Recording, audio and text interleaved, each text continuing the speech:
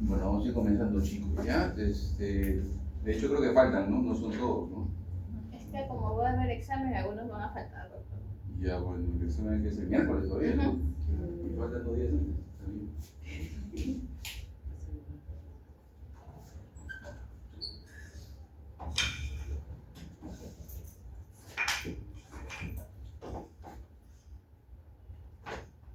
A ver si vienen que entren.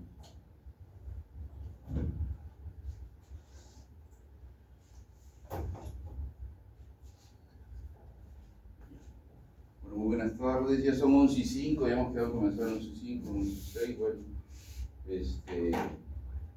Si vienen, bueno, ya que vayan entrando como ahorita, ¿ya? Yo soy Dr. Roberto Castillo, soy traumatólogo, soy docente de pregrado de la Universidad del Hospital de Emergencias Casimiro Ulloa, y también soy tutor de residentes, también de la especialidad de ortopedia y traumatología también de la universidad. ¿Ya? Entonces hoy día nos va a tocar hablar sobre lo que es cadera, todo lo que es trauma de cadera, ¿ya? Fracturas, luxaciones, etcétera, y también de músculo después, ¿ya? Entonces, cadera como tal es un nombre que significa ¿qué cosas? ¿Qué es una cadera? ¿Qué es un codo? ¿Qué es un hombro? Una articulación, ¿no? Entonces, comúnmente, incluso está tal cual en el sílabo fractura de cadera, no es correcto decirlo. Lo pongo ahí porque es tal cual dice el sílabo, ¿no? Porque lo correcto, ¿qué sería decir?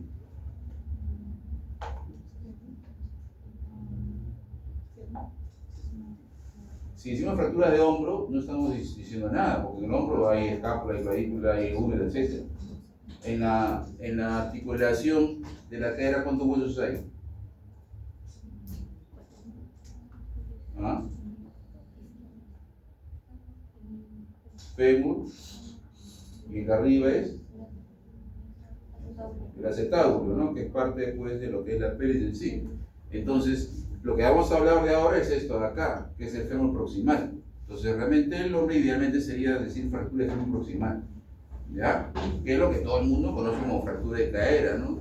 Mi abuelita se rompió la cadera, mi se rompió la cadera porque se rompió el fémur proximal, no que se rompió el acetábulo, ni tampoco se rompió una articulación, ¿ya? Entonces, eso es como primero decir que es cadera, ¿ya? Entonces, lo que vamos a tener que, después de esta charla, clase, es tratar de saber reconocer y definir qué es una fractura de fémur proximal o cadera tendinosa, hacer el diagnóstico y tener una idea de tratamiento de una fractura de fémur proximal. Eso es lo que al final tenemos que saber de esta clase, ¿ya?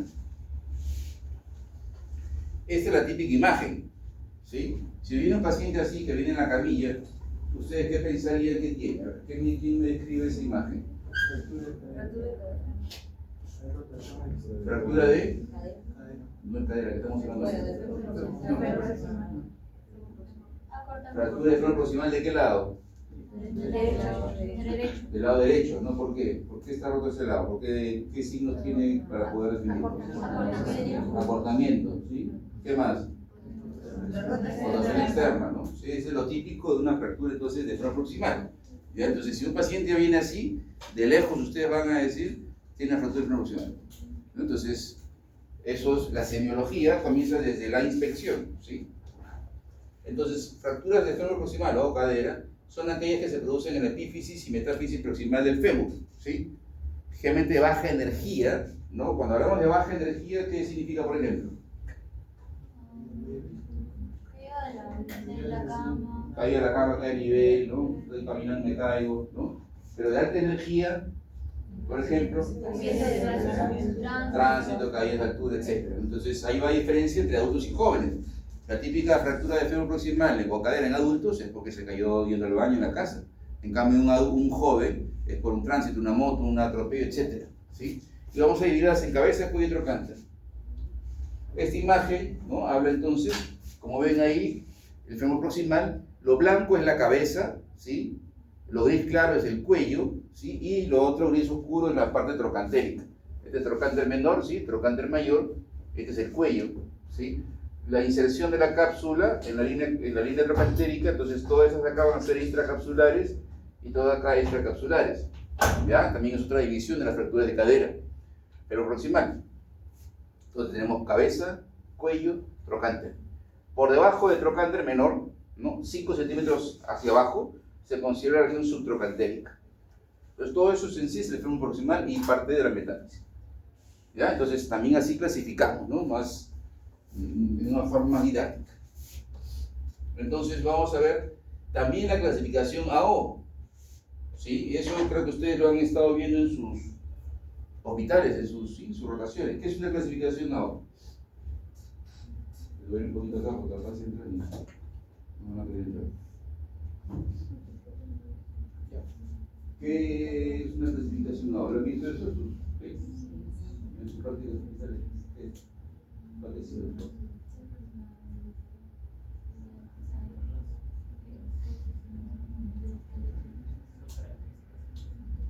Claro, ¿no? O sea, es una clasificación mundial, ¿no? Mundial, alfanumérica, o sea, tiene números y tiene letras para clasificar las características de cada fractura, ¿no? Con números y letras.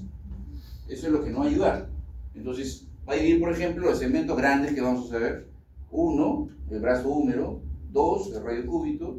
3, el fémur. Y 4, la tibia y peroné. Entonces, con eso ya ubicamos de qué hueso estamos hablando.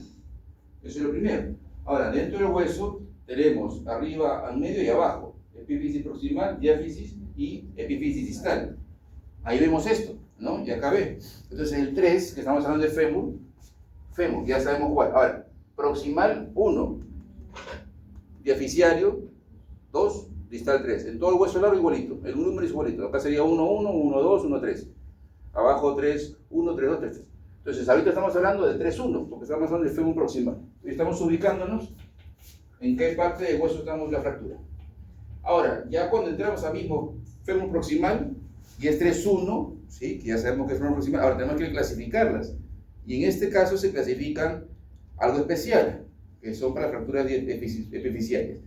La A es región trocantérica, B es cuello y C cabeza. Entonces, una fractura 3-1A es una fractura trocantérica, una fractura 3-1B cuello y así.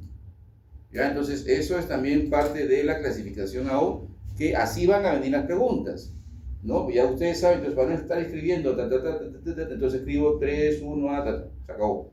¿Ya? Entonces, y es forma que nos vamos a entender. ¿Ya? Y esto lo pueden ustedes presentar, este tipo de lecciones en cualquier parte del mundo. Hablan castellano, inglés, etc. Esto nos sirve. También nos sirve para eso, para intercambiar ideas. Vamos entonces a cabeza, ¿ya? Las fracturas de cabeza femoral, ¿sí?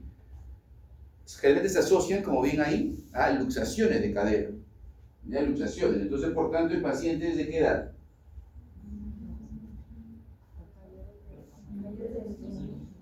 ¿Ustedes creen que un adulto mayor se puede luxar la cadera?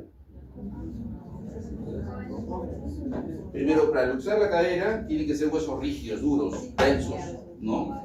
Porque antes de, tendría que fracturarse si es un adulto mayor. Y aparte son mecanismos de alta energía, generalmente en moto, que existe un abuelito en moto, sí, pero es difícil que ese abuelito si se cae, se va a romper los huesos antes de luxarse. ¿Ya? Entonces va a ser asociado, entonces cuando vean luxaciones, generalmente van a presentes jóvenes, vean o sospechen también fracturas de cabeza, ¿Ya? Ahora pueden ser ese tipo, avulsivas, que es por desprendimiento, ¿sí? Avulsiva quiere decir que algo está pegado en el hueso, puede ser un ligamento, puede ser un tendón, ¿no? Y eso desprende la zona de inserción. En este caso, por ejemplo, el ligamento redondo, que es lo que está dentro de la cabeza femoral, ¿no? Hundimiento, ¿no? Entonces cuando la cabeza, cuando se luxa, ¿no? Golpea con el acetábulo atrás o adelante, sea el anterior o posterior, y puede hunde, ¿no? La cabeza femoral o la rompe, ya sería fragmentada. Entonces, aquí, ¿no? Vemos, aquí arriba, ¿no? Avulsión, ¿no? Ven ahí, o sea, el ligamento va desprendido, aquí hay un hundimiento, y acá arriba hay fragmentación, que puede ser el cuello o parte de la cabeza, ¿no? Como vemos acá la avulsión, acá el hundimiento, ¿no? Asociado también a avulsión, pero hundimiento, y después la fragmentación. Entonces, todo eso tenemos que ver cuando veamos una luxación de cadera. En este caso sí cadera hablo porque es articulación. ¿Ves? Luxación de cadera sí corresponde a la palabra, porque se luxa una articulación.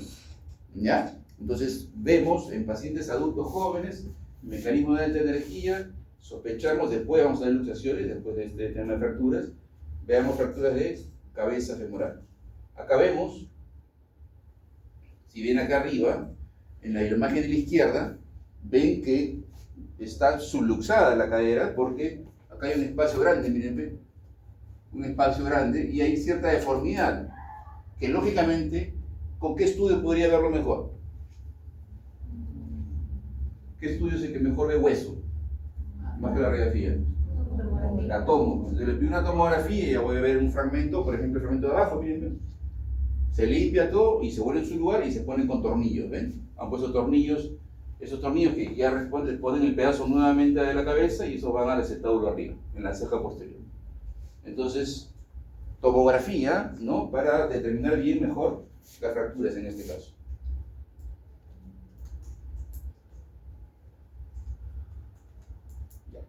Entonces, la osteoporosis en adultos mayores, ya vamos a hablar de eso, es un factor de riesgo siempre, ¿no? Por eso es que la gran mayoría de fracturas de fémur proximal son en mujeres, ¿no? Por un tema propiamente de privación cálcica por disminución de la absorción, por un tema hormonal. Entonces, existen también varones, ¿sí? Pero es menos. Si ustedes van a ver una sala de hospitalización de un hospital, van a ver pues de 10 camas que son 9 mujeres y un hombre, ¿no? Así es el promedio, incluso 8 a 1, 8 a 2, 8 a 1, 9 a 1 es bastante.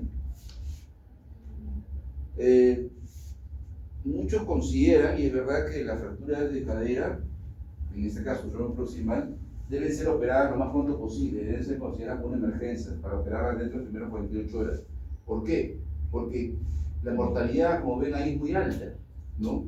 La demora en tratamiento, más de 2 días, duplica el riesgo de mortalidad al año. 40-60% de ellos nomás vuelven al hogar, ¿no? Porque la gran mayoría de ustedes saben que ya se vuelven dependientes. Incluso personas que viven solas y son totalmente independientes, después de una operación de cadera, ¿no? Reemplazo, en todo caso osteosíntesis, tienen que ser ayudados por alguien. Y si están solos, van a tener que ir a un lugar de reposo, una casa de reposo, etc. Entonces, y como ven ahí, lamentablemente la mitad solamente vuelve al hogar. Y la mitad incluso llega a caminar, también es eso. Porque ahí depende mucho del paciente, factor pues económico, factor social, apoyo familiar, apoyo de terapia. Entonces es una enfermedad muy triste a veces, ¿no? Muy triste. Y muchos consideran, también está escrito en los libros, como lamentablemente el inicio de la muerte de una persona. ¿Sí? Entonces, por eso es que sí es importante, cuando ustedes vean o tengan familiares, ¿no? Tratar de operarlos pronto. Tengan 100 años, 90, 80, 105, ¿no? O sea, el riesgo es mayor de no operarlo que dejarlo en cama, sin moverse, con un dolor intenso. Entonces, la indicación es quirúrgica siempre, a no ser que el paciente, bueno, tenga un riesgo muy alto, ¿no? Que es otra cosa. Entonces, fracturas de cuello, estamos hablando ahora, son mecanismos, se producen por mecanismos de torsión o indirecto. ¿Cómo explico eso? Aquí me explica cómo se fractura un cuello femoral. ¿Cómo explico eso de torsión?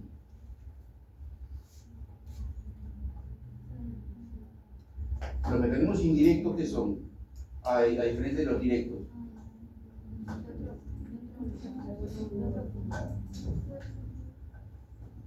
De otro punto, el golpe de otro punto que afecta totalmente al hueso, ¿no? Claro, por ejemplo, si yo estoy caminando y vienen a pegarme con un palo y yo pongo mi brazo así, me golpeo acá y me rompen mi brazo, ese es un mecanismo directo, ¿no? Si yo estoy jugando y plancho a alguien y se rompe la pierna, es un mecanismo directo, ¿no? Golpe directo, eso es directo. Pero si, por ejemplo, yo estoy caminando y me tuerzo así, me tuerzo mi pierna, y de pronto se hace una fractura así en la tibia, yo no me golpeé la tibia ahí. Eso es un mecanismo por torsión. Entonces, cuando la fuerza de energía no se produce en lugar de, ¿no? Sino lejos de, como bien decías.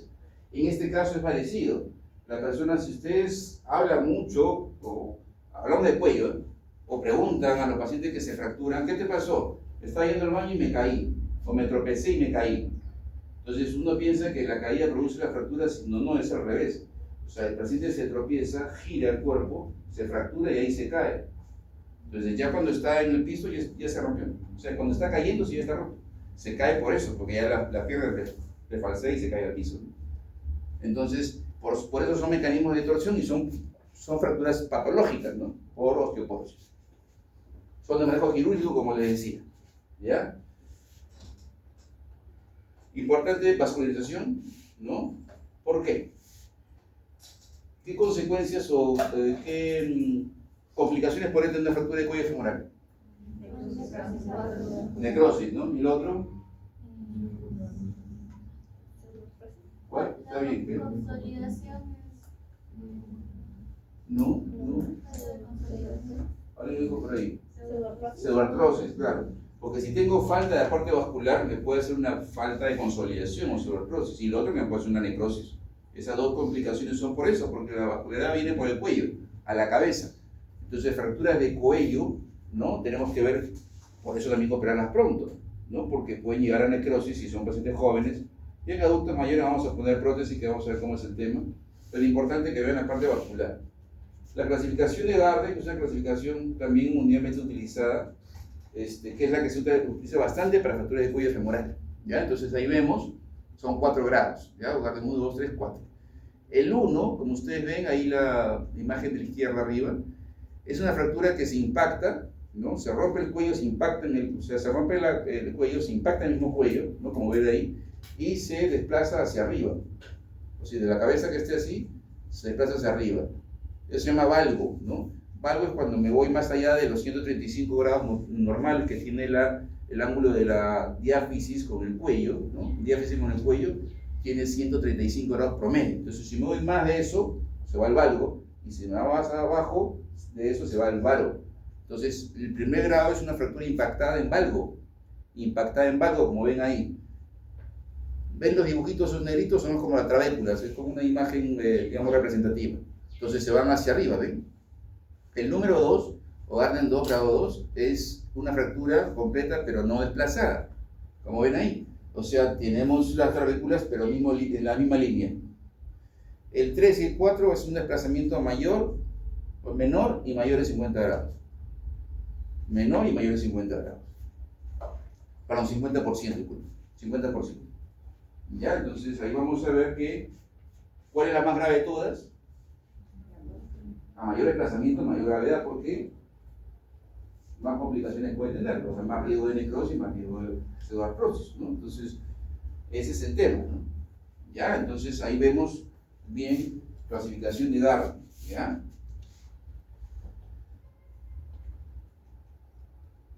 Tratamiento. Estamos hablando que debe operarse el paciente, ¿ya? Para que se recupere pronto. Esa es la idea de la cirugía. O sea, cualquier cirugía que hagamos, sobre todo adultos mayores, la idea de la operación es que se recupere pronto, que se mueva pronto sin dolor. No puedo ponerle tornillos, vamos a ver, puedo poner una prótesis, ¿no? La idea es que lo opere el paciente para que se pueda desplazar sin dolor. Al menos puedo sentarlo en una silla de ruedas, moverlo sin dolor. Porque lo que duele es la fractura que se mueve. Una vez que estabilizo la fractura con placas tornicetas, ya no se mueve, no le duele. Entonces tendrá un poco de dolor por la cirugía, pero en sí ya la fractura no, que es lo que es imposible que un paciente lo pueda movilizar sin que no le duela. Ni siquiera lo podemos ladear en la cama para cambiarle el pañal, imagínense. Entonces es una limitación muy grande que tiene el paciente. Entonces, hay dos opciones, ¿no? Osteosíntesis. Osteosíntesis, ¿saben qué es? ¿Qué es osteosíntesis? El término osteosíntesis.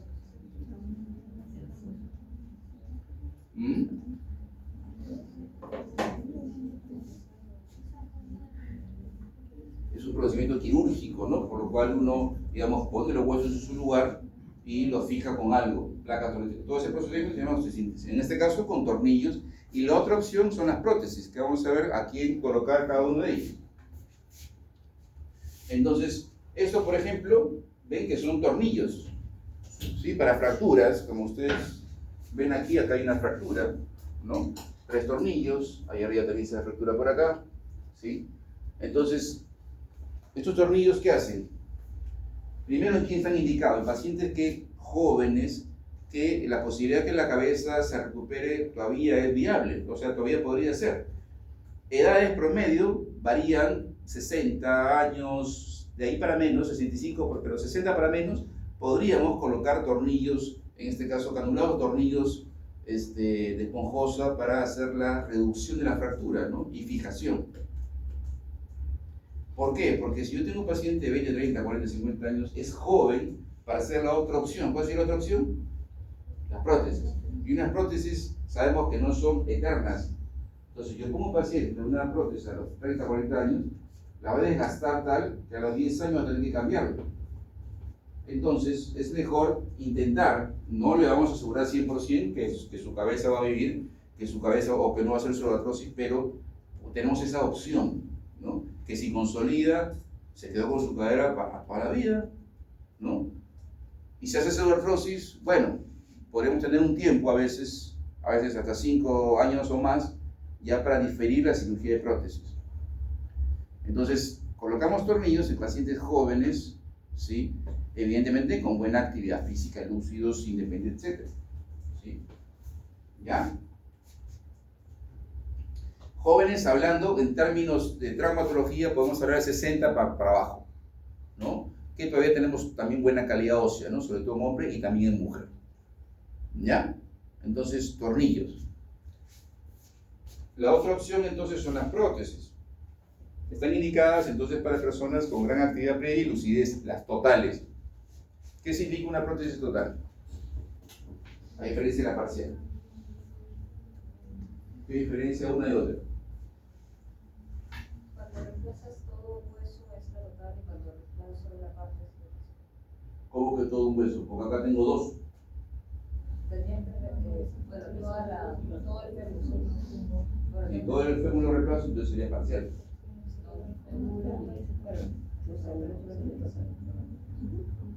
Claro, o sea, yo debo reemplazar los dos componentes para que sea total. Componente acetabular y componente femoral. Si solamente reemplazo el femoral, sería una parcial. ¿Ya? Entonces, totales son aquellas que reemplazan tanto un componente arriba acetabular como componente femoral. Ya, eso tenemos en claro. Y lo otro solamente el femoral. Entonces, ahora, dentro de ellas existen las no cementadas y cementadas. Las no cementadas son las que ingresan a presión. Uno hace un hueco por el agujero, por el canal medular del fémur y coloca ahí, vamos a ver, coloca la prótesis ahí a presión, entra a presión. Y arriba algo parecido. Yo limpio el acetábulo y a presión meto la copa con unos tornillos. Eso es para pacientes que tengan una buena calidad ósea, que no tengan una osteoporosis mayor. Son adultos mayores, entre 60 y 75 años promedio. Las edades son muy aleatorias. En los exámenes se van a poner edades evidentemente significativas. No va a ponerle después la mitad, ¿no? Se va a poner pues 40 años, 80 años, 100 años, etc. ¿No? O sea, no va a ser en esos límites, ¿ya? Para que sea la pregunta clara, ¿no? Y entonces las cementadas son para pacientes ya mayores, 75, 80 o más, que tengan una calidad ósea no muy buena, ¿no? Y lleva cemento, ¿no? Ahora busqué igualito, por ejemplo, en el acetato, en el canal medular del fémur, coloco cemento y ahí adentro pongo la prótesis. Arriba igual, limpio el acetábulo, pongo cemento y ahí pongo la prótesis. ¿Ya? Entonces, es la diferencia entre prótesis no cementadas y cementadas. Aquí, por ejemplo, una no cementada. Entonces, como ustedes ven, en este caso, abajo ya está colocado dentro del canal femoral el vástago femoral o el componente femoral, y arriba, ¿no? Se coloca primero algo metálico, una copa metálica que entra a presión. También se puede colocar tornillos, vamos a ver, y dentro de esta copa metálica vaya una copa de plástico, polietileno, y ahí entra la cabeza, ¿no? Y articula y comienza a hacer el movimiento. Esta es una prótesis total no cementada. Ahí ven la imagen. Esta es una foto, una radiografía. Entonces, si ven acá arriba está el tornillo, ahí está el tornillo, ahí está la copa metálica, que se ve porque es metal, se ve en rayos X. Adentro de esta copa metálica está la de plástico, que no se ve porque es plástico. Y abajo, si ustedes ven, entre el hueso y la prótesis se ve oscuro, ¿no? Se ve radiolúcido porque no hay cemento. Vamos a ver a comparación de las otras que sí. Estas entran a presión entonces. Como ustedes ven, generalmente el vástago entra casi al diámetro del mismo canal femoral. Entran a presión. Acá todos los componentes. Entonces el vástago, la cabeza, la copa de plástico, en todo caso cerámica, y la copa de metal. Las no cementadas son estas de acá. Entonces, como ustedes ven, son diferentes. Y arriba, si ustedes ven arriba, ya lo que es el acetábulo, solamente va la copa de plástico. O sea, va el cemento, que es lo que se ve aquí, esta mancha blanca acá, esto opaco, ¿no? Esto de acá, radio opaco, y esto es radio lúcido, que había equivocado hace un rato. Si es radio opaco, lo que es oscuro, en este caso es cemento, acá arriba, ¿sí? Ahí está la copa de plástico, que no se ve totalmente, se ven unos alambres que tiene alrededor, y este es el vástago femoral. Si ustedes ven, miren, esto es cemento, ¿ven? Cemento, y como les decía, entre el hueso y el metal en sí, hay una densidad, ¿no?, mayor, que ese es el cemento, ¿ves? El cemento alrededor. Es una prótesis total cementada. Las artroplastías parciales va a depender de qué. También depende, uno, de la calidad ósea que hemos hablado, y dos, las prótesis dependen mucho del estado cognitivo del paciente, estado mental, lucidez, independencia que pueda tener, etc. ¿Sí? Las prótesis totales, estamos hablando que son totales porque reemplazan ambos componentes, y van a estar indicadas las totales para pacientes que tengan mucha actividad física, mucho movimiento, porque tengo que tener dos superficies para que el movimiento lo soporta la fricción entre ellos. Lo otro es esto, las prótesis parciales. Son reemplazas solamente con glúteo femoral, realmente tienen una cabeza casi igual a la cabeza que sacamos nativa del paciente, y entran directamente en el acetábulo propio, ¿no?, con el cartílago que pueda tener ahí. Esto entonces son para pacientes que tengan poca actividad, digamos, física, ¿sí? ¿Por qué? Porque si yo coloco de frente una cabeza metálica sobre mi acetábulo nativo, o sea, con cartílago, va a haber fricción y va a haber dolor. Y si este paciente lo va a caminar demasiado, entonces va a ser más fricción y al final va a causar condrosis, se malora el cartílago y va a haber dolor, es una prótesis dolorosa. Entonces, por eso estas prótesis parciales deben ser indicadas solamente a pacientes que caminan muy poco, capaces con andador, en su casa con andador, ¿no? O simplemente que no caminan y que les pasan a aliviar el dolor, ¿no?, reemplazando la cabeza por una prótesis parcial. Entonces, ahí tenemos que ver varias cosas cuando operamos un paciente o cuando definimos qué tratamiento hacer a un paciente de una fractura de cadera o fémur proximal, ¿no? Uno, calidad ósea. Dos, sobre todo estado cognitivo más que edad, y de ahí viene la edad, ¿sí? Las prótesis parciales, al ser una cabeza igual que la cabeza que sale, también son más estables, difícil que se salgan, difícil que se luxen, que es una complicación también muy severa de las prótesis de cadera. Entonces, también están indicadas para pacientes que no tengan buena lucidez, porque a veces no te pueden entender órdenes y pueden hacer movimientos que si pudiéramos una total podrían luxar, ¿no? Como es una cabeza más chica, fácilmente se puede luxar. Ya, entonces, parciales, como dice ahí, poca o pobre deambulación del paciente, y lo otro es estado cognitivo no adecuado. No hablamos de edad, porque por ejemplo, les doy el ejemplo que un paciente joven, no sé, 18, 20 años, que de pronto sufre una secuela de una paraplegia, no camina, pero ante un movimiento de traslado aquí y allá, ¿no?, fractura el cuello. Entonces, a ese paciente, ¿qué le pondríamos? ¿Qué tipo de cirugía le haríamos? 20 años, paraplegia. Siente, porque le duele, pero no tiene movilidad, no camina. Una parcial, por eso. Ahí no vale edad, o sea, por eso digo, no es un poco la edad, sino lo que el paciente tiene antes de la fractura, cómo se desenvuelve, qué es, si hace independiente, si camina o no. Una parcial va a ser, primero le va a quitar el dolor que tiene, y segundo, va a ser estable, ¿no? Entrar ahí y va a ser difícil que se luxe, porque una paraplegia no tiene musculatura. Si le pongo una total, primero no va a caminar, y segundo, fácilmente se puede luxar de movimiento. ¿Ya? Entonces, ahí vamos con las ideas de lo que son las prótesis. Ahí están las prótesis parciales, ¿ven? ¿No? Esta aquí entra con cemento, esta, bueno, entraba a presión, la que se puede utilizar ahora es un poco esta, aunque cada vez menos. Entonces, con una cabeza igual al tamaño de la cabeza que sacamos del paciente. ¿Ahí ven? Entonces ahí está, colocada con cemento, acá tiene cemento, y ahí está del mismo tamaño que la cabeza que hemos retirado. Entonces, poca actividad física y lo otro cognitivo. Seguimos con fracturas trocantéricas. Entonces aquí vamos a ver, ya estamos en 3.1a, ¿no? 3.1a. Habíamos hablado de hemos estado hablando de 3.1b, que son cuello, y ahorita estamos en 3.1a. Aquí tenemos también la clasificación AO, que es la que un poco más se utiliza, ¿sí? 3.1, entonces, A, ya estamos hablando de todo lo que es trocantérico. Y ahora va a depender de ahí del tipo de trazo de fractura. Si es un trazo simple, es un 3.1A1. Si es un trazo con varios fragmentos, ¿no? Sobre todo compromiso de la parte lateral, ¿no? De esta parte de aquí, ¿no? Es un 3.1A2.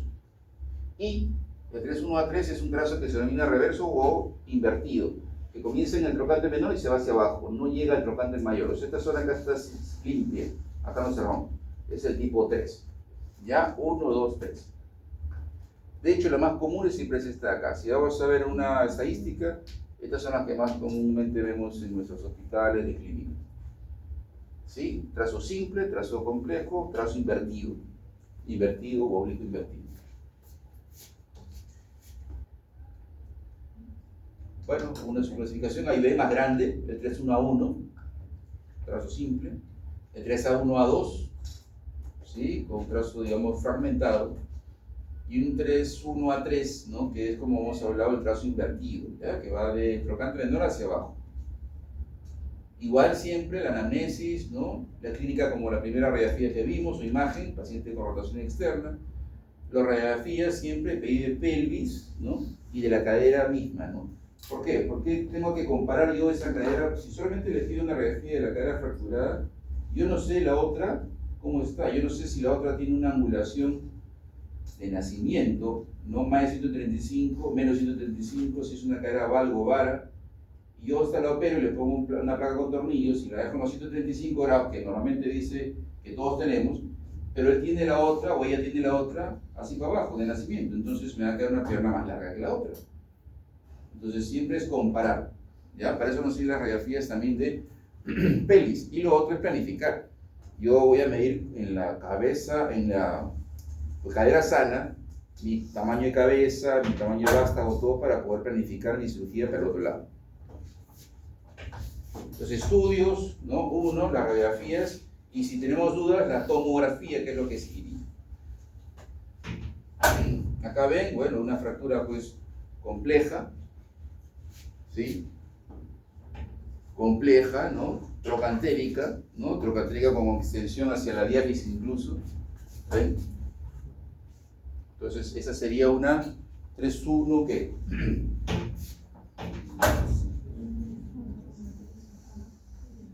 Vean que la fractura comienza acá, ¿no? Esta zona de acá. Se extiende acá bien, pero comienza acá. Con compromisos varios. 3.1 a 2, claro, porque es fragmentado. Acá miren, ven, en este caso, este es un caso que se le sacó. Los otros son placas de hospital, es decir, saqué de un libro. Es un paciente, ¿no? En el lado derecho viene caída, adulto 65 años, de pronto viene con dolor a nivel de la cadera derecha, ¿no? No puede caminar porque le duele. Se le examina, no hay ninguna deformidad, ¿no? Pero le duele, al examen le duele. Se le pide la radiografía y aparentemente no se ve nada, ¿no? O sea, una radiografía negativa. Entonces, cuando tienes una radiografía negativa y tienes muchos signos y síntomas de algo, ¿qué haces? ¿Ah? Está bien. Un atomo. Y en este caso, pensaron en, no, bueno, no tiene nada de hueso, pienso en partes blandas. Para partes blandas, mejor es la resonancia. Entonces, le piden una resonancia, pensando capaz en un esguince, un derrame muscular, etc. Y ven eso. ¿Qué ven ahí en el lado derecho de la resonancia?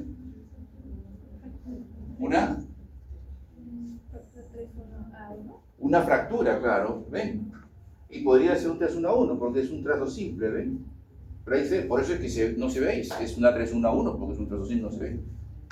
Entonces, una fractura, ¿ven? Quirúrgica, eso es igual, a pesar que no haya desplazamiento, ¿sí? ¿Por qué lo opero? Por el dolor del paciente. Dolor y... para rehabilitarlo rápido, lo puedo mover rápido, pero incluso hasta ciertos pacientes de ese tipo de fracturas lo pueden hacer caminar al día siguiente. Ese tipo de fracturas simples, A1, las A1, ¿ya? Entonces, ese es el tema, ¿ya? Hay que ver bien y sospechar. Si no veo algo en una radiografía, pido tomografía. Tomografía generalmente hay en todos los hospitales. Resonancia no. Pero al menos yo descarto la fractura, que es lo más importante, lo más peligroso. Que se vaya a su casa con un esguince, un desgarro muscular, no pasa nada. Pero no se vaya a su casa con una fractura que no la vimos. ¿Ya? Porque después va a venir con eso abierto, ¿sí? Porque intentó caminar y no pudo y se abrió la fractura y bueno, ya es otra cosa, ¿no? Bueno, entonces el paciente se lo hospitaliza, se hace los exámenes, bueno. Entonces, ¿qué hacemos como tratamiento? ¿No? Hay varias formas de tratar las fracturas, en este caso trocantéricas, ¿no? Uno es esto, es el sistema DHS, como dice ahí, DHS, que es el sistema dinámico de cadera en inglés, ¿ya? Que tenemos una fractura generalmente, idealmente para fracturas de trazo simple a 1, ¿ven? Entonces esto se pone en su lugar, se reduce, que se llama la palabra, se reduce, y se coloca un tornillo que va hacia la cabeza, ¿sí? Y después se adosa a ese tornillo una placa que va acá con tornillos ya que van en la diáfisis. Es un sistema que permite la fijación de la fractura en su lugar con los 135 grados, puede dar más o menos, depende del grado del paciente, de su cadera original, ¿no? Y permite que esto lo fije y también lo comprima después. Cuando comienza a caminar el paciente, esto comienza a comprimirse. Este tornillo desliza por dentro de ese tubo y incluso el tornillo puede ir saliendo poco a poco. Esto comprime y hace que consolide mejor la fractura. Por eso es dinámico, porque tiene cierto movimiento. ¿Ya? Entonces esto es lo que se utiliza mucho, ¿no? Todavía, porque claro, hay sistemas que son más modernos que vamos a ver después, pero este sistema va muy bien, sobre todo en este tipo de fracturas, las A1. Ahí ven. En este caso han colocado una A2, si ustedes ven, tiene trocánter menor y mayor comprometido, pero también va. Ahora, este es un trazo ya. ¿Qué tipo de trazo es este? Un 3, 1A. A3, porque es un trazo muy invertido. Comienza en el trocánter menor y se va para abajo. Si ustedes ven, el trocánter mayor está indemne, o sea, no está comprometido, esta parte de acá, ¿ven? Entonces acá yo no puedo poner el sistema anterior, que es un DHS, porque el DHS entraría por acá. Va en plena fractura. Entonces ahí coloco otra cosa, que es un sistema parecido, que es el DSS, que es este sistema de acá, ¿ven? En este sistema es algo parecido, ustedes ven el mismo tornillo, pero la placa es una placa que ya no tiene los 135 grados como la anterior, ¿ven? Sino es una placa que tiene 95 grados, o sea, de esto por eso son 95 grados. Entra en la zona pues limpia, porque acá está limpio el trocánter, en esta zona acá no está roto, y fija la fractura que estaría por acá. ¿Sí? Esto viene del sistema dinámico ya condilio, la C viene de cóndilo. ¿Por qué? Porque inicialmente este sistema fue creado para los cóndilos femorales acá abajo.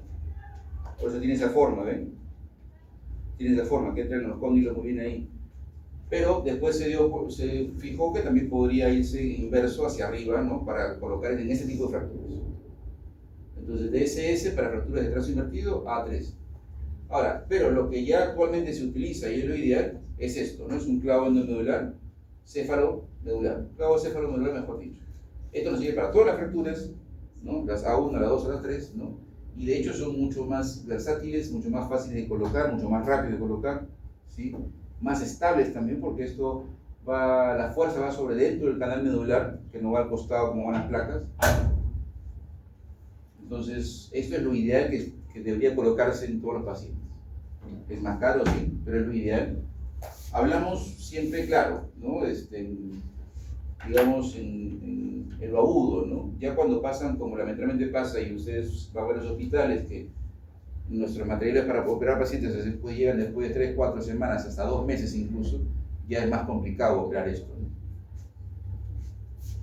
Entonces, esto es lo ideal para todas las fracturas. Ahí ven, hay clavos que tienen como esto acá, que es una hélice, otros clavos que tienen tornillos, ¿no? Va a depender del tipo de fractura que puedas tener. Entonces, como un resumen, ¿no? Para determinar lo que es fracturas, ¿no?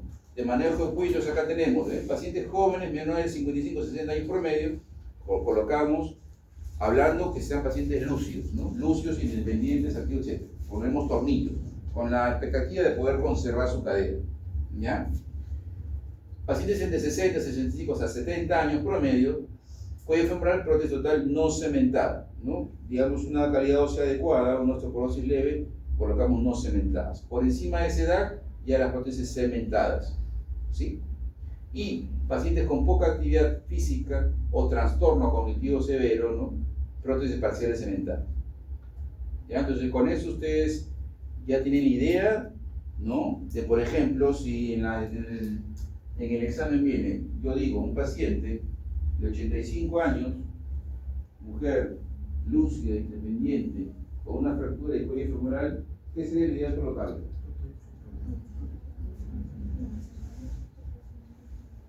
¿Cuál es total?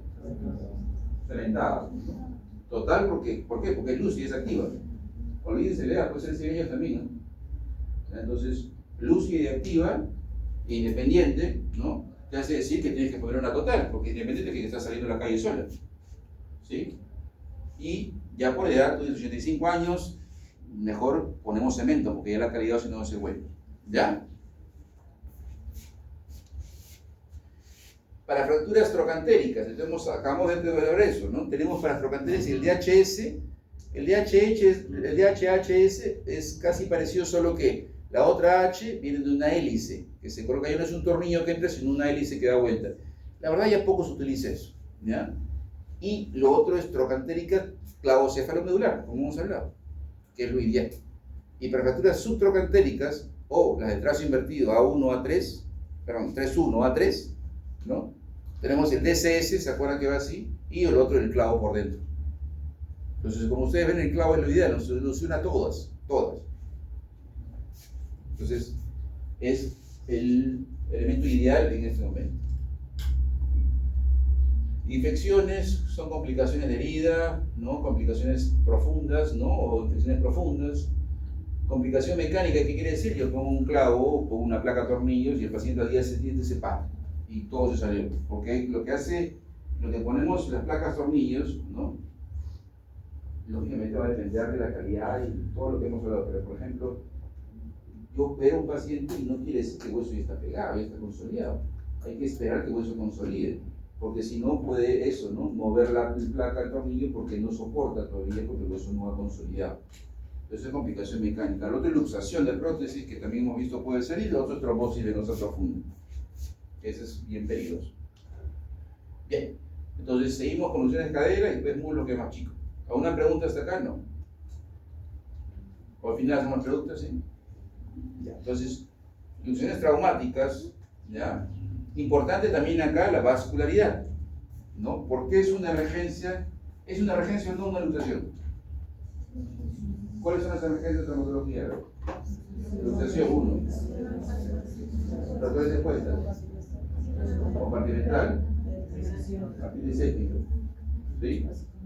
Y lo otro es también con pelvis inestables, con pacientes hemodinámicamente inestables. O sea, esas pelvis abiertas, ¿no? Cisallantes, así que se abren, que el paciente está hecho, esto también es una emergencia. Entonces, ¿por qué es una emergencia una luxación? ¿Qué complicaciones se puede dar para decir, porque toda la emergencia porque tiene una complicación grave? No, porque no hay fractura.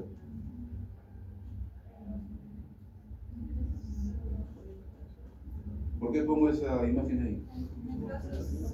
Necrosis, claro, contra más tiempo fuera del lugar, más tiempo de posible necrosis, porque también la vascular llega por todo lo que es la cápsula, todo lo que es, no solamente por el cuello.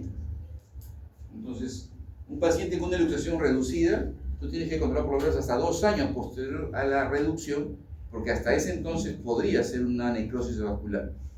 Entonces, esa es la emergencia a nivel de la luxación. También por lesiones que pueden producir aledañas, ¿no? Como vamos a ver.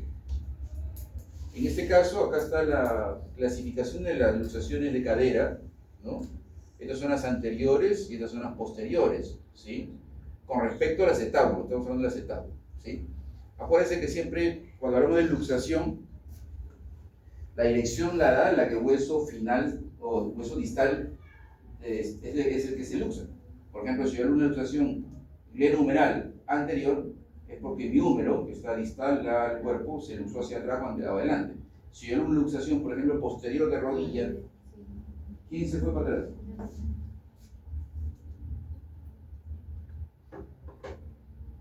Estamos hablando de que es hueso distal, que da la dirección de la luxación.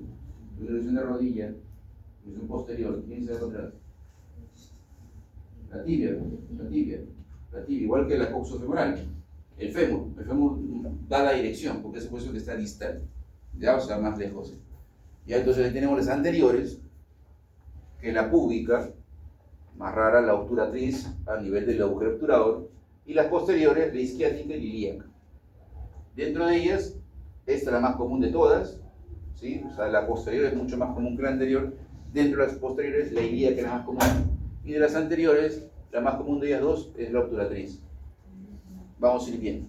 Cada uno tiene un mecanismo de lesión y una posición propia de cada luxación. En este caso es una radiografía que vemos, luxación obturatriz. ¿Ven? Está a nivel del agujero obturador. Acá está el agujero obturador, ven acá. Ahí está. Esto, por ejemplo, es una luxación anterior. ¿Sí? Esto es muy parecido, no es la radiografía del paciente, pero es muy parecido. Si ustedes siguen la línea del fémur, está hacia la pierna abierta. Y eso se llama la posición impúdica, ¿no? Miren, está abriendo la pierna, impúdica. Es un paciente que, bueno, parte del hospital, que llega, que está dolida, ¿no? Y ni sabe cómo se había caído, viene luxado. Entonces, estoy en sala de operaciones, hace la reducción. Aquí estamos haciendo la reducción, ¿no? Yo hago la tracción y acá el asistente hace con una sábana debajo del muslo, ¿no? Dándolo circular, traccionando hacia afuera, ¿no? O sea, porque la cadera está acá adentro, entonces hay que jalarla hacia afuera y traccionarla en sentido axial. Paciente dormido, ¿no? Entonces aquí se hace la reducción de la luxación de anteriores está acá, ¿ya? Para la posterior, ilíacas y isquiáticas, generalmente esto hacia atrás, y es un mecanismo típico, es que a veces uno golpea, ¿no? Golpea la rodilla, ¿no? Con el tablero, cuando uno está manejando piloto, copiloto, pasajero atrás, golpea y toda la fuerza se va hacia atrás, ¿no? Pacientes jóvenes, hablando, porque si fuera un paciente adulto mayor, va a quedar una fractura supracondilia, ¿no? O fractura esfenoproximal. Entonces, luxación posterior, así es. Y esta es la posición, ¿cómo se llama? Posición púdica, ¿no? Bien como rotación interna, ¿sí? Semiflexión, ¿sí? Y aducción. Entonces está como tapándose, ¿no? Después se llama púdica. ¿Ya? Es para luxación posterior, ¿sí? Posterior. ¿Ya? Entonces, ven las imágenes porque se tienen que grabar, pacientes adultos, generalmente adultos jóvenes, ¿no? Entonces es un mecanismo de alta energía, estamos hablando generalmente de accidentes de tránsito, moto, tropel, etc. Hay altura. Entonces, vamos a ver esto y nos tiene que tener grabado una posición y la otra. En este caso, la luxación posterior, ¿cómo viene el paciente? ¿Cuál de las respuestas sería la correcta? ¿Por qué? Está en flexión la cadera. ¿Cómo es la flexión de la cadera? ¿Cómo flexiono mi cadera yo?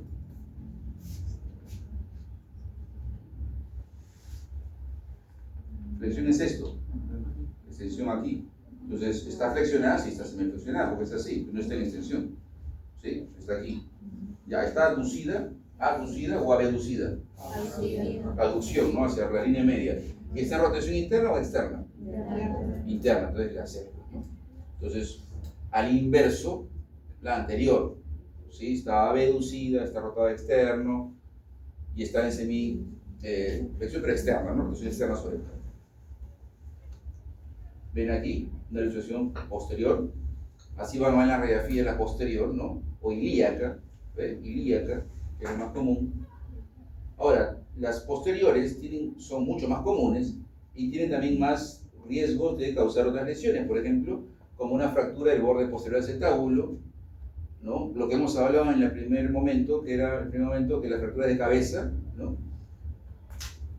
Ruptura, bueno, ligamentaria, ¿no? Esto, el riesgo también existe necrosis, y lo otro también nervios lesionados. El ciático también puede comprimirse y ser una emergencia también por eso. Aquí vemos lesiones asociadas. En este caso es una fractura de cabeza, si ustedes ven la deformidad que existe aquí. Aquí se ha superpuesto, pero bueno, esta parte de aquí, si ustedes ven aquí, es parte de la ceja posterior del acetábulo, borde posterior, fracturado también. La reducción, bueno, el paciente se ha dormido, con anestesia general, bien sedado, bien dormido, ¿no?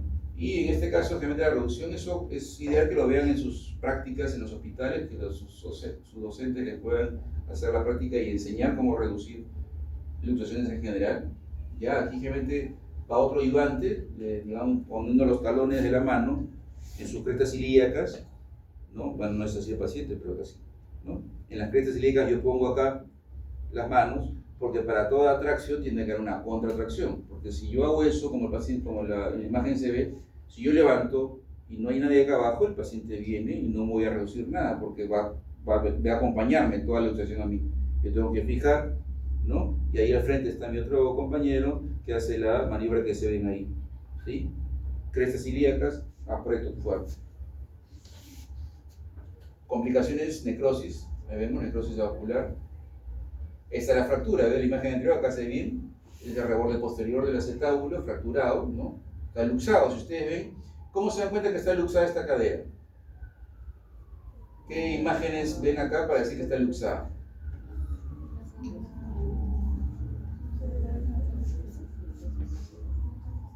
Posterior. Y hay una ruptura de la ceja, del acetábulo. Ya, pero ¿cómo te das cuenta? ¿La cabeza está en su lugar? ¿Cómo dice que no está en su lugar? ¿Cómo describes ahí que puede estar fuera de lugar?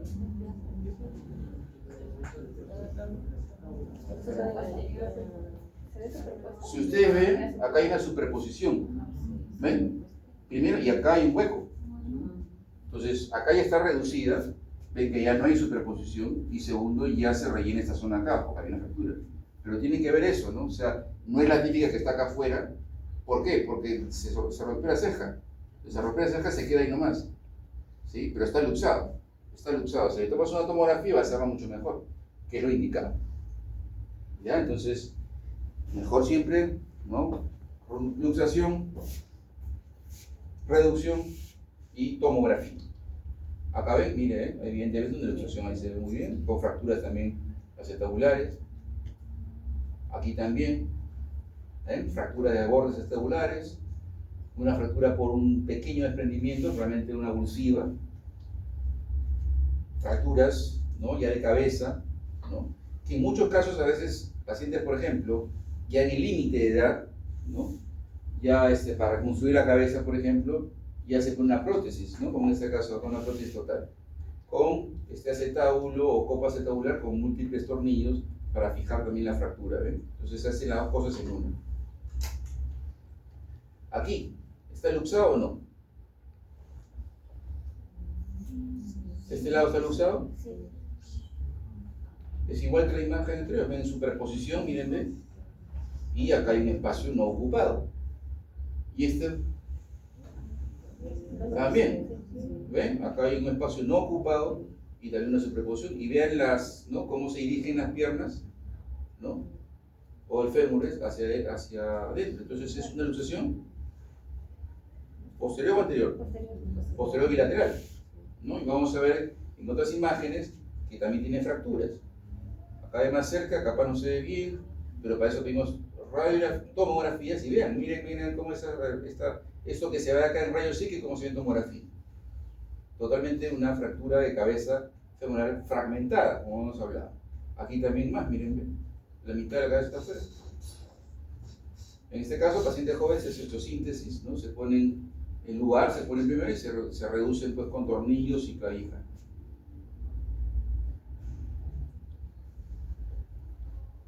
Complicaciones, necrosis, como hemos hablado, artrosis, ¿no? También una fractura articular va a suele producir después en el tiempo artrosis, ¿no? Y también osificación a veces. Entonces, a una pregunta sobre luxaciones de cadera. Doctor, ¿cuál es Sí. la idea que será de más frecuente? Claro, de esta imagen de aquí, esta de acá, de la posterior, es ilíaca, la más común siempre. Esta de acá, o sea, la que se va, como ustedes van a ver, por encima del acetábulo. Ya que casi todas las que hemos visto son así. Son muy raras las isquiáticas. Y son más peligrosas porque ahí sí te pueden afectar más el nervio. Pero estas de acá son las más comunes. Y de las acá, esta de acá. De las anteriores, la obturatriz. Entonces, son las que vamos a ver. Son los ejemplos que hemos visto hoy y la foto que hemos visto, ¿no? Entonces, luxación y emergencia. Emergencia idealmente ante las 6 horas, reducirla por riesgo de necrosis, ¿sí? Y o también lesión vasculonerviosa, ¿no? Que puede pasar en este caso, como se está explicando, ¿sí? El paciente debe entrar, ¿ya? Haya comido o no haya comido, porque a veces el anestesiólogo no ha comido, ¿no? Si ha comido igualito, porque es una emergencia. Una emergencia debe entrar. Ya le pondrá sonda nasogástrica, no habrá un lavado el anestesiólogo, pero debe entrar, ¿sí? ¿Preguntas?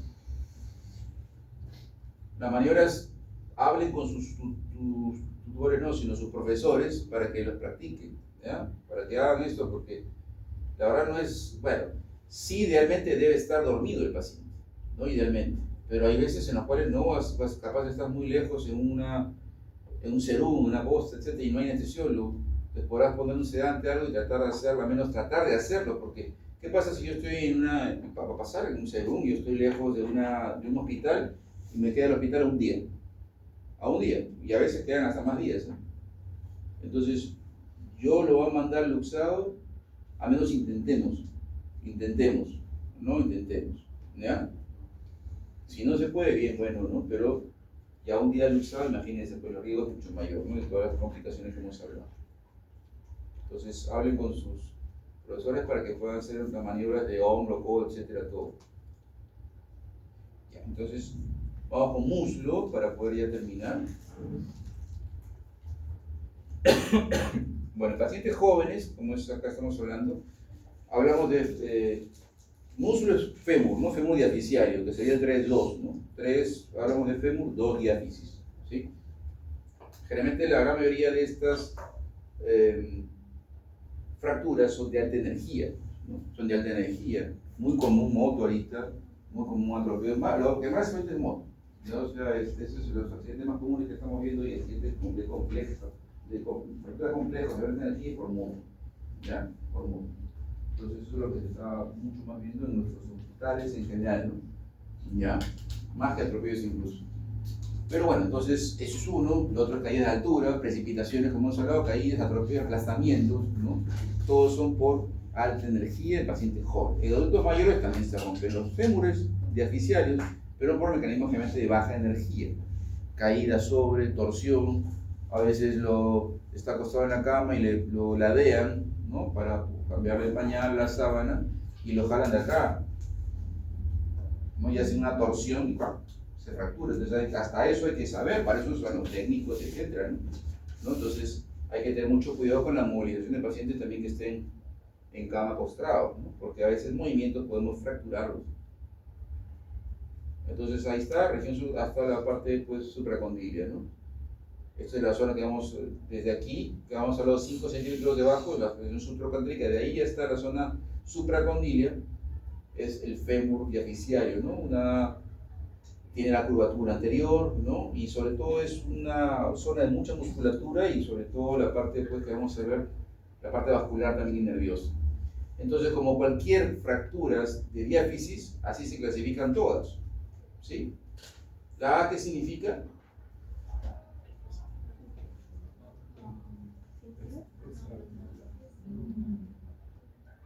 Estamos hablando de diáfisis, ¿ah? Diáfisis, ya no epífisis. En epífisis sí podemos hablar de extraarticular, etc. Pero acá, en diáfisis, la A significa trazo simple, pues, mira, trazo simple.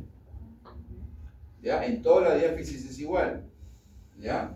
El A1, ¿sí? Es un trazo espiral por mecanismo torsional, ¿sí? El A2 es un oblicuo mayor de 30 grados, o también oblicuo denominado, más de 30 grados, ¿no? Con respecto al plano horizontal de la fractura. Y el A3 es una fractura transversa, como su nombre lo dice, casi transversa, casi horizontal, menos de 30 grados. ¿Ya? Entonces son trazos simples por mecanismos generalmente de energía menor, pero sobre todo de trauma directo, ¿no? Un trauma directo. O sea, yo tengo un golpe directo ahí, hago una fractura transversa o oblicua. Y la espiral es por torsión, como hemos hablado siempre. Aquí ya tenemos la tipo B, ¿sí? La B vienen con una cuña o un tercer fragmento, igual de mariposa. 3-2-B2 y simple, y esta es con minuto. Y por último las 3-2-C. Las C son fracturas de trazo complejo, tanto segmentario, como ustedes ven, un segmento que se independiza de la diáfisis, como un trazo fragmentado, polifragmentario, policominuto, etc. Varios nombres tienen. Esto es realmente por aplastamiento, ¿no? La gran mayoría de ellos, ¿no? Mecanismos combinados de trauma de alta energía con aplastamiento. Entonces, estos son fracturas tipo C. Y esto es igual para todas las diáfisis de todos los huesos. ¿Ah? Húmero, radiocúbito, tibia peroné, en este caso, fémur. ¿Ya? Todas las diáfisis se clasifican así igual. ¿Ya? Ahí están las diáfisis, el 1, ¿no? Que es el húmero, el 3 fémur, el 4, que es la tibia peroné. Bueno, importante ver la parte muscular, vascular, ¿no? Del músculo, tanto la parte anterior como posterior, ¿no? En la parte anterior, bueno, los músculos del cuádriceps, ¿no? Los aductores, en la parte, pues, digamos, medial, ¿no? Tenemos que ver la parte del triángulo de Scarpa con la parte vascular importante en zonas o heridas por arma de fuego, heridas por arma blanca, ¿no? A veces es común que introduzcan ahí el cuchillo o el palo o algo, lo que introduzcan lamentablemente en una situación pues de asalto, etc., ¿no? En la parte posterior tenemos que los músculos pues, isquiotibiales, el bíceps femoral, ¿no? Entonces todo eso tenemos que irlo sabiendo porque es una región de mucha masa muscular que protege la parte vasculonerviosa adelante y atrás, por ejemplo, el nervio ciático como principal. El psoas ilíaco. ¿El psoas ilíaco qué función tiene? ¿Cuál es su principal función? ¿De dónde a dónde va el psoas ilíaco? No dice psoas ilíaco y hacia dónde va. ¿Dónde termina como tendón? Trocánter menor, pues entonces participa en la flexión, por ejemplo, de cadera. ¿Okay? Sartorio, entonces todos estos músculos, realmente los músculos anteriores son extensores de rodilla y los músculos de la parte posterior son flexores de la rodilla, ¿no? En general. Pero importante que sepan la función de cada uno. Bueno, entonces tenemos una fractura a nivel de la diáfisis femoral. Vamos a tener cierta semiología, ¿no? Por ejemplo, edema, ¿no? Va a depender del tipo de trazo. Si es un trazo simple, el edema sea menor, pero si es un trazo complejo, segmentario, polifragmentario, va a haber un gran edema y un riesgo de compartimental. Entonces vamos a ver dolor, deformidad, la rotación externa o interna es indistinto, ¿no? Heridas cerca a la fractura, ¿no? Podemos considerar que es una fractura expuesta, ¿sí? Pulsos, ¿no? Para ver en caso de lesión vascular, raro, pero puede haber, por fracturas, digamos, por alta energía, sobre todo las lesiones vasculares pueden verse por objetos punzantes, ¿no? Cuchillos, etc. ¿Sí? Y la sensibilidad, raro también lesiones nerviosas, pero también evaluarlo. Radiografías, tenemos que aspirar ante la posibilidad de tener el fémur, ¿ya? También es bueno pedir radiografías de cadera y de tobillo, de rodilla, ¿ya? Porque a veces se dan casos en los cuales vemos fracturas en la diáfisis y también una fractura a nivel del cuello, por ejemplo, y se nos pasa. Entonces siempre pedir, cuando veamos fracturas de alta energía, ¿no? Fracturas de diáfisis, pedir rodilla, porque si uno pide fémur a veces no llega a verse todo. Entonces piden aparte rodilla y cadera, ¿ya? Tomografía, en caso, bueno, tengo una lesión articular, ¿no? Si en caso hay una lesión vascular, ya el vascular lo verá y capaz tiene un angioten. Ecografía en lesiones musculares, ¿no? Para ver partes blandas y resonancia también, ¿no? Las heridas, ¿no? Pueden ser por arma blanca, ¿no? Por proyectiles de fuego también. A veces hay proyectiles que entran y salen y no hacen lesión felizmente ósea, ¿no? Cierras circulares, heridas contusas, heridas con uso penetrante, por ejemplo, cornadas, empalamientos, mordeduras. Todo eso tenemos que ir viendo siempre y de acuerdo a cada lesión ver la gravedad y dónde está la lesión. Es muy diferente que, bueno, tengo una herida punzante o penetrante por acá que la tenga acá, sí, o que la tenga acá atrás, etcétera, ¿no? Acá hay pues, estructuras nerviosas importantes, bajo nerviosas acá, que capaz acá no tanto. Entonces va a depender de dónde tengo la lesión para poder actuar, ¿no? Ante una hemorragia lo principal es la compresión, ¿no? En este caso hay una hemorragia importante, por ejemplo a ese nivel podría estar la arteria femoral, entonces ahí lo que se hace es compresión, ¿ven? Compresión. Y con eso es bastante, ¿ya? Mientras que en todo caso puede ir un especialista y poder solucionar el tema, un vascular, ¿no? Pero si no tenemos la capacidad para solucionar eso, ¿no? Entonces lo que más podemos hacer es comprimir con todo el peso de tu cuerpo y eso al menos ayuda más que un torniquete. El torniquete lo que hace es aumentar el riesgo venoso y favorecer más la isquemia. Entonces el torniquete solamente es bueno cuando hay amputaciones, ¿ya? Y no hay nada que retorne, ¿no?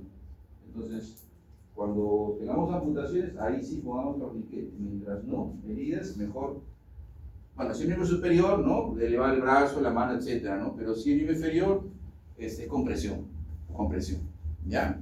Acá, por ejemplo, las fracturas diaficiales han sido tratadas por un clavo endonular, ¿ven? Es un clavo que va por dentro de la médula y tiene tornillos de bloqueo, ¿no? Si ustedes ven dentro del clavo, hay ciertos agujeros para poner esos tornillos para evitar que rote. Porque si yo lo dejo simplemente así, va a dar vuelta todo, ¿no? Como un anticucho. Entonces, esto le pongo para que ya no rote, tanto abajo como arriba, ¿ven? Entonces tiene que estable, estable. Aquí vemos, ¿no? Clavos para fémur, ambos. Esto es para diáfisis, esto también para diáfisis y también para cuello, ¿ven? O para trocánter, también nos podría ayudar. Hay clavos que son versátiles, en este caso nos podría ayudar por una fractura, por ejemplo, que tenga un compromiso acá arriba y también un compromiso abajo. En este caso solamente para diáfisis, por ejemplo. Ahí ven, ¿no? También se puede utilizar placas con tornillos, ¿sí? Placas con tornillos. O lo otro, esto es un fijador externo, ¿no? Fijador externo, como ustedes ven, son unos clavos muy grandes, roscados, que entran desde afuera hacia adentro, ¿no? A través de la piel, ¿sí? Y agarran el hueso tal cual, ¿no? Y se estabiliza por fuera, ¿no? Estos clavos quedan por fuera de la piel y se estabiliza por fuera con una o dos barras, ¿no? Entonces, por eso es una fijación externa, de afuera hacia adentro yo lo estabilizo. No sirve para fracturas expuestas, para fracturas, y en este caso es para algo más complejo, ¿no? Se los explico un poco rápido, miren, ven. Este paciente tiene una fractura acá, tuvo una fractura acá, pero hubo pérdida en el momento del accidente de un segmento óseo, ¿no? O lo otro es que tuvo muchos fragmentos. Cuando hay muchos fragmentos es mejor retirarlos porque esos se van a necrosar, no van a tener cómo hacer, digamos, entre ellos la consolidación. Entonces, hay una pérdida. Entonces, ¿qué pasa? Yo pongo este fijador, que es un fijador especial, ¿no? Que sirve para transportar el hueso. ¿Por qué? Porque miren, yo coloco acá tornillos arriba, ¿no? Clavos acá en medio y clavos acá abajo, ¿ya? ¿Qué hago yo? Inicialmente este hueso estaba acá pegado, pero yo lo he cortado. Yo hago una osteotomía. Lo corto, ¿no? Y este segmento queda fijo y este segmento de acá, a través del sistema acá, lo voy transportando hacia abajo, ¿ven? Alargando el callo que se va formando, milímetro a milímetro, realmente por día, lo voy estirando, y yo voy viendo, ¿no? Que el callo, ese es un callo que se está viendo ahí, hasta que ya llego a la zona, ¿no? Porque acá cuando yo pongo el fijador, ¿no? Acá me queda ese espacio libre porque no hay hueso. Pero si yo voy transportando de abajo este segmento de acá, en un momento va a llegar acá y ya comienza a comprimir. Ya no falta hueso, este hueso después se corticaliza y tengo un hueso del tamaño natural. Es una transportación ósea que también nos ayuda para lo que son los fijadores externos, ¿no? Igual así se puede hacer crecer a las personas, ¿no? O sea, aquí también se hace alargamientos óseos, ¿no? Con este mismo sistema. Un hueso sano, ¿no? Un hueso sano lo corto aquí y alargo los centímetros que uno pueda querer, en tibia también. ¿Sí? Entonces transporte o alargamiento también nos sirven los fijadores externos. Acá una fractura, ¿de qué tipo o cómo clasificarían esta fractura? En AO. Ya, entonces ¿cómo sería? Pues? 3, porque es fémur, ¿no? De ahí, diáfisis 2. Ya, de ahí, ¿qué trazo es simple con minuto o con tercer fragmento? Simple. A. Uno, una espiral. 1, porque es Una espiral. en espiral. ¿Ves? Es por torsión eso. Por torsión. Entonces, ahí está, muy bien. Acá hacen la osteosíntesis, ¿no? Con placas y tornillos. El tornillo, que parece que está en el aire, es lo que agarra los huesos. A veces eso se llama tornillo interfragmentario, también bueno que lo puedan leer. Yo agarro la fractura, la junto y le atravieso un tornillo a través de la fractura. Y me junta este fragmento con este fragmento y me lo aplasta así. Comprime, ¿no? Entonces eso es, se llama compresión interfragmentaria por un tornillo compresivo. Y después le pongo la placa, ¿no? Para que sostenga toda la fractura.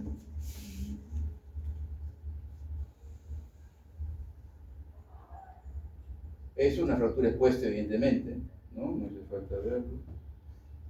Complicaciones de una fractura, entonces, como hemos hablado, compartimental, lesión vascular y o nerviosa. El compartimental realmente es un gran edema, ¿no? Un edema progresivo que se va aumentando en el transcurso de las horas, con los signos y síntomas que ustedes saben. ¿Cuáles son? El compartimental. ¿Ya cuál es el primer síntoma? Dolor. De ahí, ya, que es, aparte de dolor, ¿qué otra cosa puedes ver o sentir el paciente? Sobre todo ver. Cambio de color. No, esos son posteriores. Los primeros es el dolor, ¿qué más? Aumento de tamaño. Aumento de volumen, pues. ¿Qué más? De ahí, dolor a la movilización pasiva. Ya yo le hago que mueva los dedos así, no puede. Del pie igual no puede. Yo le muevo con los dedos generalmente por compresión. Si yo me aprieto la mano, tiende a hacer esto, ¿sí o no? ¿No? Si yo me aprieto la mano, ya, yo no puedo hacer esto, siempre se cierra. Entonces yo intento hacer esto con el paciente y le va a causar un dolor intenso, igual que en el pie. ¿Ya? En el pie los dedos están así. Intento hacer esto y le va a dar un dolor increíble. ¿Ya? Dolor a la movilidad pasiva. Entonces tenemos dolor primero, un dolor que es totalmente muy exagerado para lo que es, ¿no? El aumento de volumen, que es lo otro, el aumento también de, yo toco, y un compartimental instalado te va a sonar así, como madera. Lo percuto y va a ser así, no vamos a llegar a eso, ¿no? Pero sí va aumentando su densidad, ¿ya?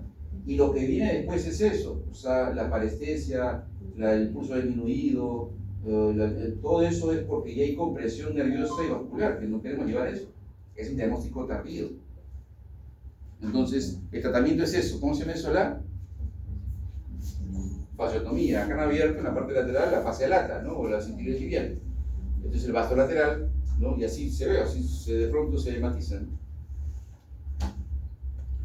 Bueno, otras cosas menores, contusiones, desgarros, ¿no? Entonces hay dolor, edema, equimosis, va a depender de las lesiones. Siempre descartar, pues, a través capaz una ecografía de los desgarros, ¿ya? Radiografías para ver en caso de descartar fracturas, resonancias para ver lesiones de partes blandas. Un desgarro lo podemos ver, sí, inicialmente en una ecografía, pero después de unos días es más difícil, ya es mejor ver una resonancia. Igual la resonancia es un estudio mucho más detallado, más sensible, nos puede ver la cantidad, la magnitud, el tamaño, los compartimentos que pueden estar pues, lesionados, ¿no? Entonces, es importante la sospecha clínica y nuestro estudio, digamos, diagnóstico para corroborar lo que nosotros estamos pensando. Aquí, por ejemplo, ¿eso qué parte del cuerpo es?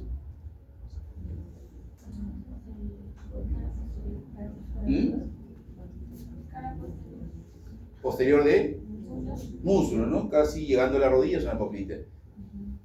Si hay un hematoma ahí después de un dolor agudo a nivel de la zona proximal del muslo posterior proximal, ¿qué piensan? Desgarro, ¿qué músculo puedes tener ahí? Generalmente esos hematomas migran, ¿no? Yo me lesiono arriba y por ahí bajan y se evidencian ahí. Igual que si me desgarro, por ejemplo, los gemelos, ¿no? Puede haber edema, pero después van a ver en el curso de los días que el tobillo y el pie se ponen así muy edematoso y totalmente equimótico. La sangre por declive baja. No me duele el tobillo, lo tengo hinchado y lo tengo morado, por decir. Acá parecido, en la zona posterior, ¿qué músculos tenemos aquí? Pues, es común que se desgarre. ¿Cómo se llaman esos músculos? Tiene un nombre bien común.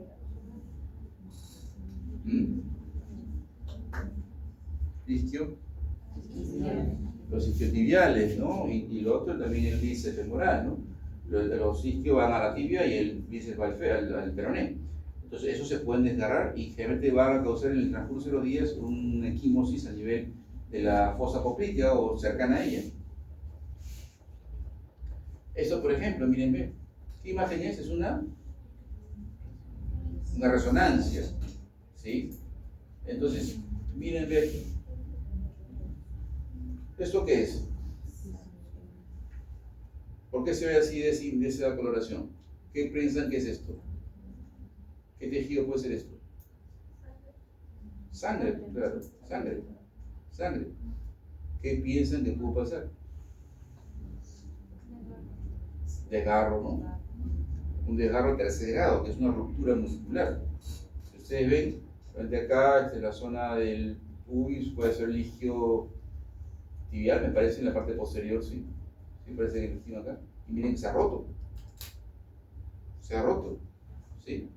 Y miren, ven, acá hay un pedazo de músculo, acá hay otro, entonces, y acá no hay continuidad. Entonces, es una ruptura muscular.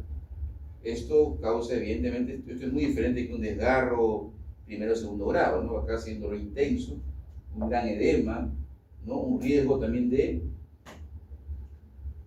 ¿Qué complicación puede tener este paciente?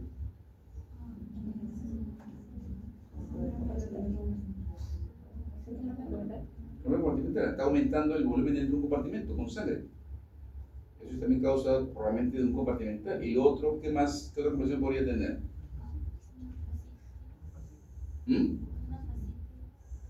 Fascitis, ¿no?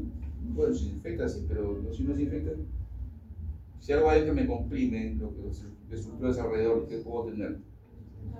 Aparte del compartimental, si no hago ese tema, ¿qué otra cosa puedo hacer? ¿Puede fracturar? No, eso no tiene la fuerza para fracturar un fémur. Lesiones vasonerviosas que no sean agudas, ¿no? Puede ser una neuropraxia, puede ser un trastorno venoso, puede ser una trombosis. Entonces, todos estos grandes desgarros hay que siempre controlarlos, evaluarlos en los días.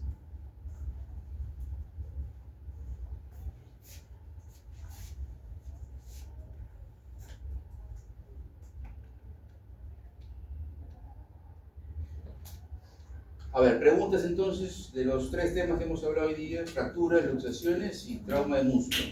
¿Alguna pregunta quieren hacer, chicos? ¿No? Doctor, Sí. lo que son fracturas diafisiarias, ¿en qué caso más o menos sería más lo que es el clavo en los? El clavo es el ideal para las fracturas diafisieras tanto en fémur como en tibia. En esos 2 lugares es lo que idealmente debemos colocar siempre. ¿Ya? Ahora, lógicamente va a depender de donde estés, ¿no? Qué elementos tengas. También puedes colocar placas tornillos, como hemos visto ahí, ¿no? Pero si preguntan cuál es el ideal, es el clavo, para cualquier tipo de fractura. Es igual que para el fémur proximal, lo ideal es un clavo cefalomodular, eso es lo ideal. Bueno, que puedes colocar un DHS y un DS también, ¿no? Pero si te preguntas, si tú pides qué quieres operar, con qué quieres, mejor pides. ¿Preguntas?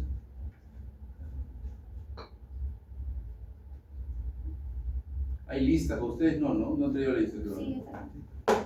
Ahí ya. A ver, una vez para pasar el toque.